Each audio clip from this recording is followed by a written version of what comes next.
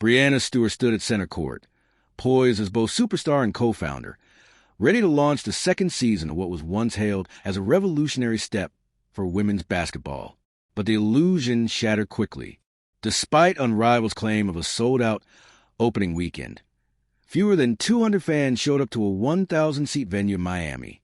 Stewart and co-founder Nafisa Collier, both central figures in the WNBA Players Association, banked on their star power and the momentum from year one. But what followed was an eerie silence, broadcast with more empty chairs and spectators, and TV ratings plunging to levels even YouTube influencers would reject. As the images of near-empty arenas spread online, the promise of Unrivaled started to look more like a cautionary tale than a breakthrough moment. For Stewart and Collier, the failure hits deeper than personal embarrassment. If you're here for the real story and not the filtered version, subscribe. And if you're sticking around for the next meltdown, you better definitely subscribe. It undercuts their standing in ongoing WNBA labor talks. Their venture was meant to prove that women's basketball could thrive outside the league's traditional framework.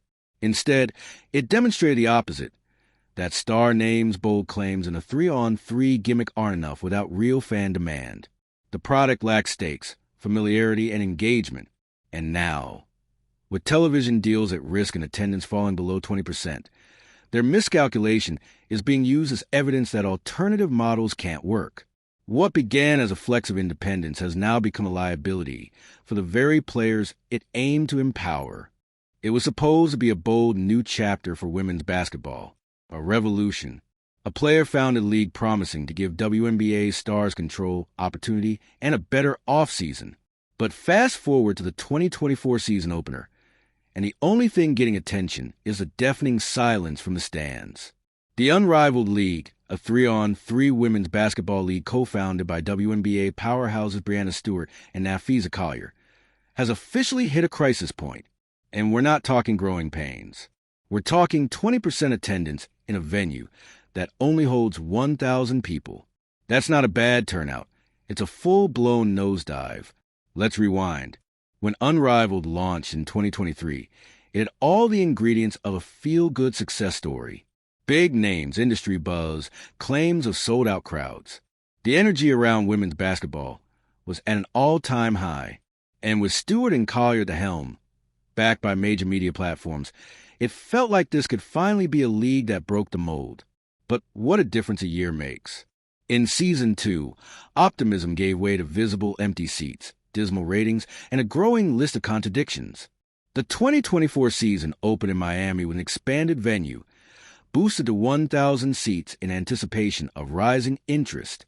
But instead of packed crowds, fans saw a sea of empty chairs. Multiple reports confirmed that turnout didn't even hit 20% of capacity. And yet, league reps insisted the event was sold out. That claim, flat out contradicted by reality. Fans watching at home could literally see the vacant sections. It's one thing to spin numbers. Every sports league plays that game. But when the optics are that bad, calling it sold out doesn't just look like marketing fluff. It looks delusional. But maybe in-person attendance isn't everything, right? Maybe fans were watching from home. Well, about that, television viewership has completely cratered. In Season 1, the league averaged 221,000 viewers per game. The championship pulled in 377,000. That's not earth-shattering, but it showed real potential. Season 2? A different story. The first batch of games is averaging just 175,000 viewers across 2 networks, TNT and True TV together. One exclusive True TV broadcast reportedly drew only 32,000 viewers. 32,000. That's YouTube blog territory for a national broadcast.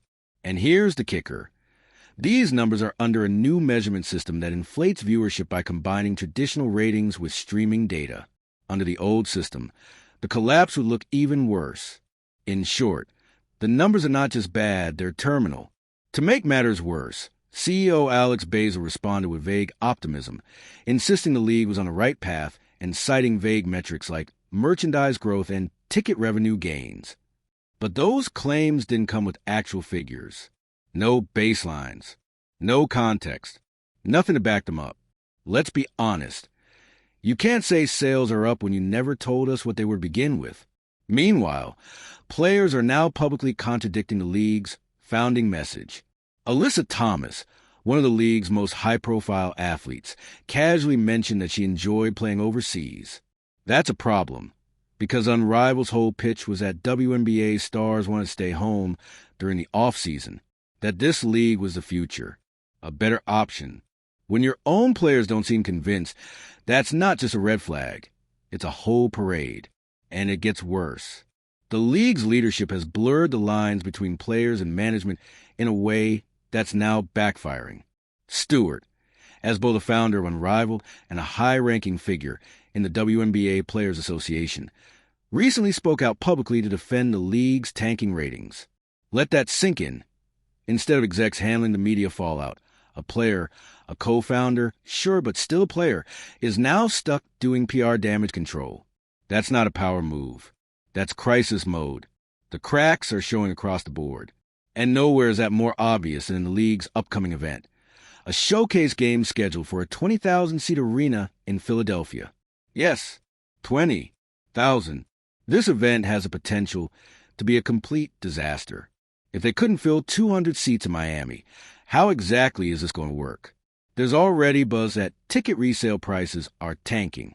And if attendance doesn't suddenly skyrocket, they're about to broadcast a near-empty arena on national TV. Visually, that's catastrophic. The kind of flop that becomes a meme before halftime. And networks are paying attention.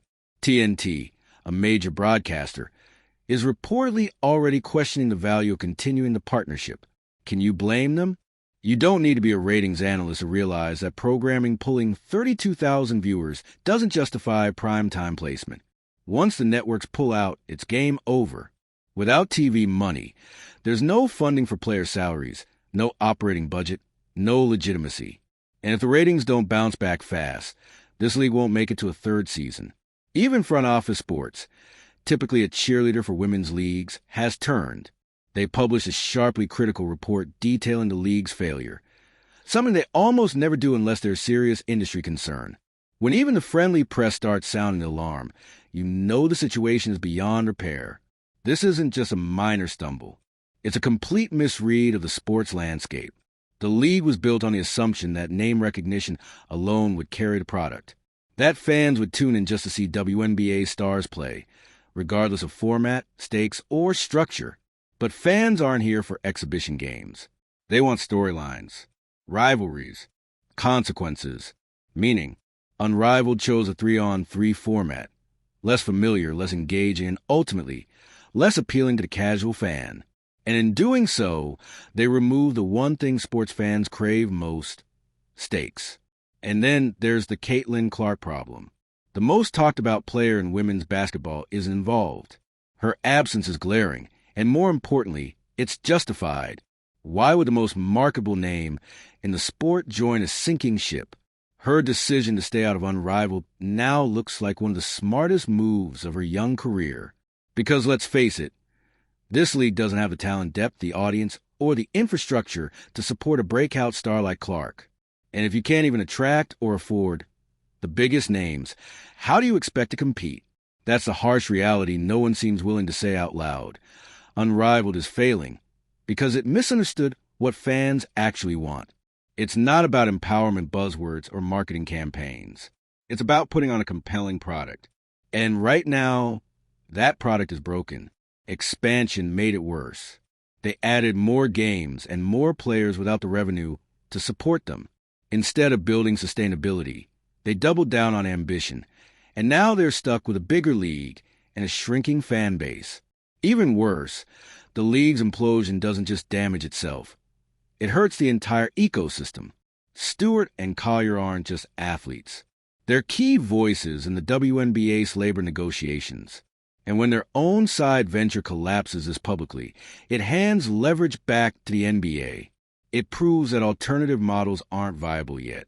That without the NBA's backing, these leagues struggle to survive. So where does Unrivaled go from here? Short answer, probably nowhere. Unless there's a miracle turnaround in attendance, ratings, and sponsorship by the end of the season. This is looking more and more like a cautionary tale, one built on good intentions but flawed execution. The kind of story that gets quietly shelved and never mentioned again, except in think pieces about what not to do. This isn't a hit job. The lead tried something bold. They took a shot.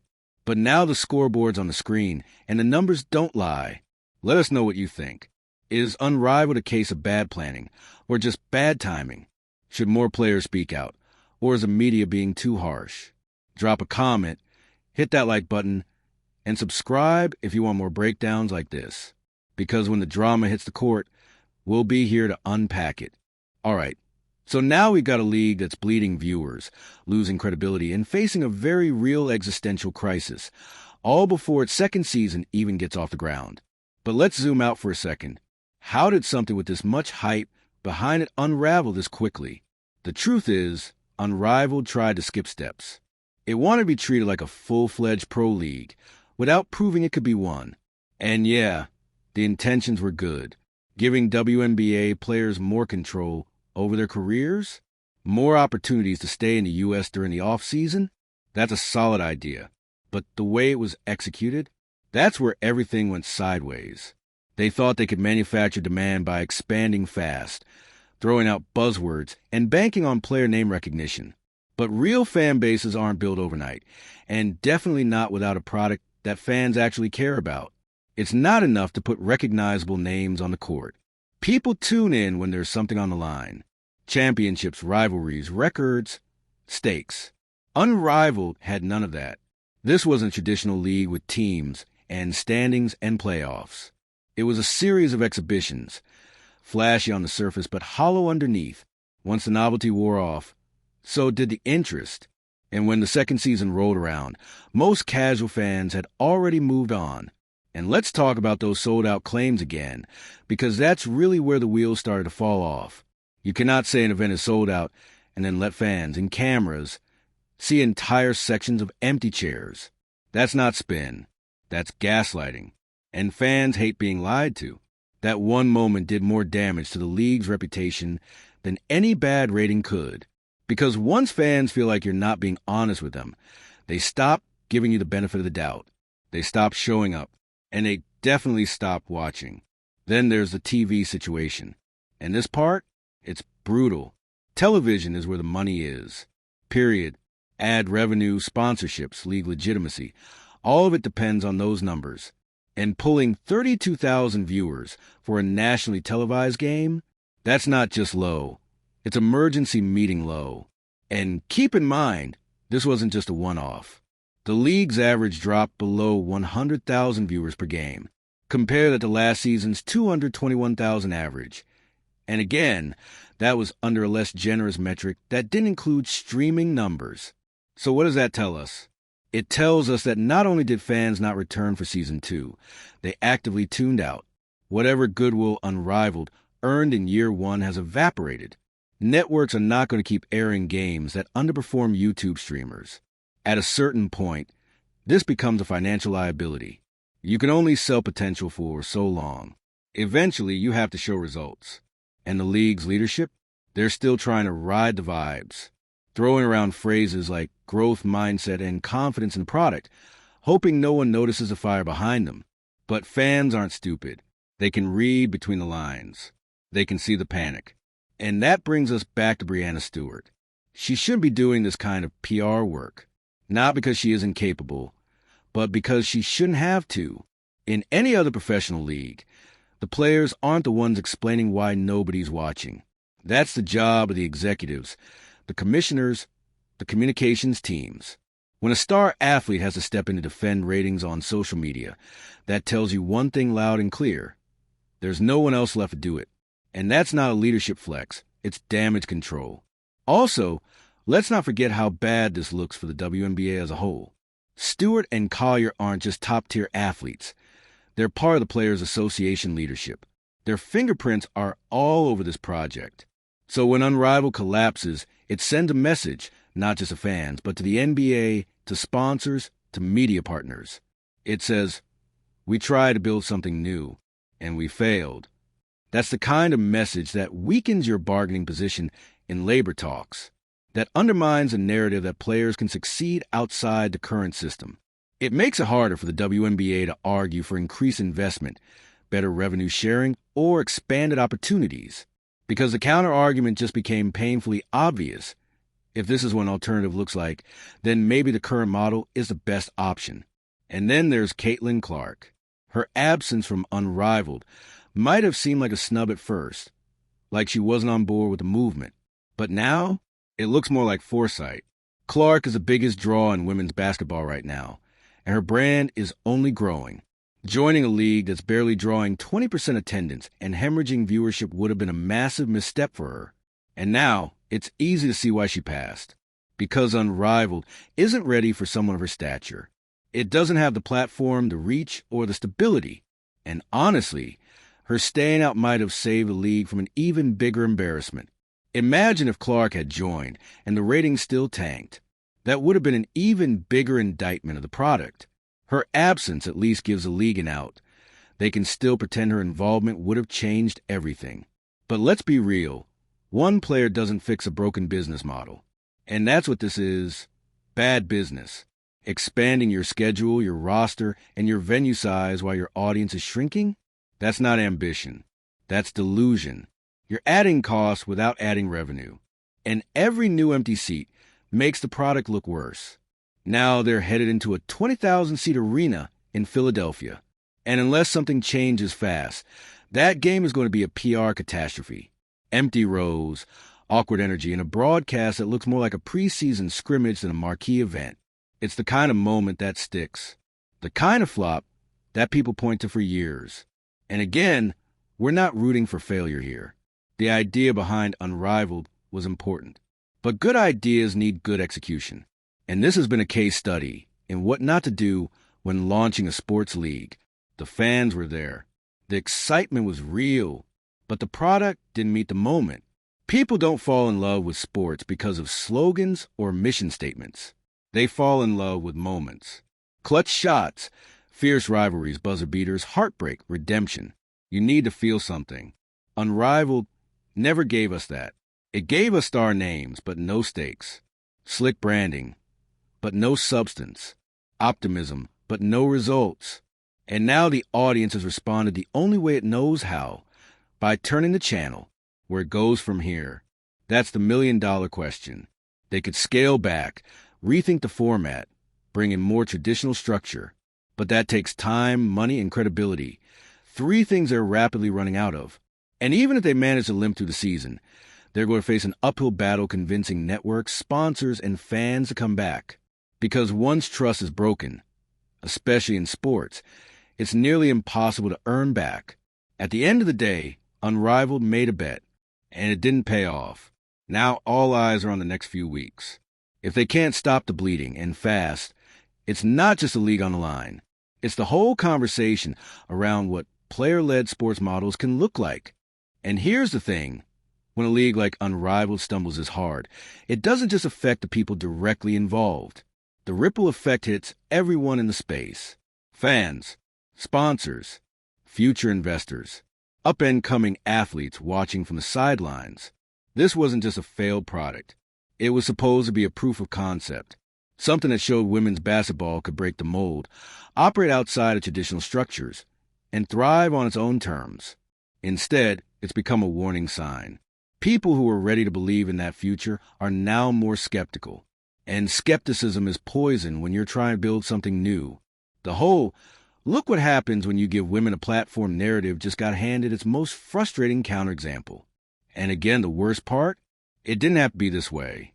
There was a path forward, a more sustainable approach, a smaller footprint in year 2. Focus on high-stakes matchups, tighter storytelling, compelling rivalries. Build slow, retain your base, then expand. But the league didn't do that. It got caught up in its own momentum, chasing scale over stability. More games, more players, bigger venues, flashier packaging, all while the core audience quietly slipped away. You can't fake demand. And when you try to, it backfires in the most humiliating way possible. Those empty seats, they're not just bad optics. They're a mirror, a reflection of where things really stand. When you tell fans we sold out and they can literally see that you lose them. You lose their trust. And without trust, you've got nothing. And let's not forget the merch and ticket revenue claims. The league keeps bringing up how those numbers are up. But up from what? If you made $5 last season and now you're at $10, yeah, technically that's 100% growth. But it doesn't mean you're successful. It means you're still broke, just slightly less broke than before. Context matters. Transparency matters. But when you throw out vague numbers with no benchmarks, all it does is raise more questions. And right now, Unrivaled can't afford more questions. It needs answers. Fast. So where does this leave the players?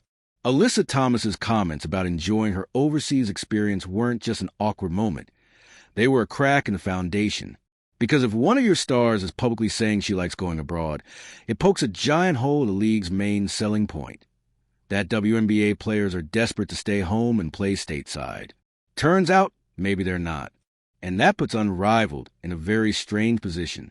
If you're not offering something players need, and you're not offering something fans want, what exactly are you offering?